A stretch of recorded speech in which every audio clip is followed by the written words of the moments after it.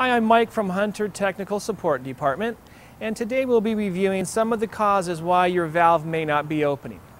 So here we'll be talking about the various reasons why a valve may not operate. The first of which you need to check, is it getting power from the controller? The controller may think it's operating in the display, but the power may not be arriving down to the valve. That's one of the first things to check. Secondly, is the flow control open? Here in the center we have the flow control. I'm going to take this screwdriver here and I'm going to turn it clockwise, which is the closing position. If you open it back up clockwise, you can open the flow control all the way to the top to where it stops. Don't overdo it, they are plastic parts. And then simply turn it back about a half a turn. So if the flow control is all the way counterclockwise, you know it is wide open. So that wouldn't be a cause either. The third possible reason is, does the valve have water? Does that main line have water in it? Is there a shutoff valve prior to this valve that might be turned off?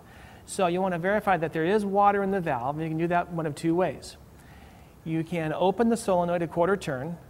Does the water flow through? If it does, then we know we're probably looking at an electrical issue of the power not making it to the valve. But if you turn the solenoid and you have power and the valve still does not open, you may have a clog in the exhaust port. This happens to be a PGV valve, but all valves work in the same premise. There's an exhaust port under the solenoid. I've already loosened these screws for ease of operation, and what we're going to do is remove the bonnet. Now, under the bonnet, you'll see a small hole here, and you'll see a corresponding hole in the valve body, which is here.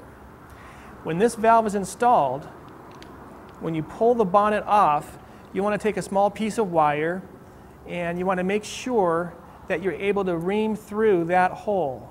You might be able to see that blue wire there inside the valve body, but if you have debris caught in that hole, it'll prevent the valve from opening.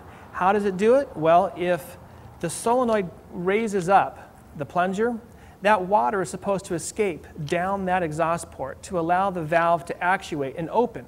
But if that exhaust port is clogged, even though the valve is getting power and you have water pressure, the valve still will not open. After you've cleaned out the bottom exhaust port, you'll also want to make sure that you clean out the exhaust port going up through the bonnet. And in this instance, once you remove the solenoid, you'll see the lower connector to that exhaust port, and you can send a wire right up that hole as well too. That would be the reasons why a valve may not open.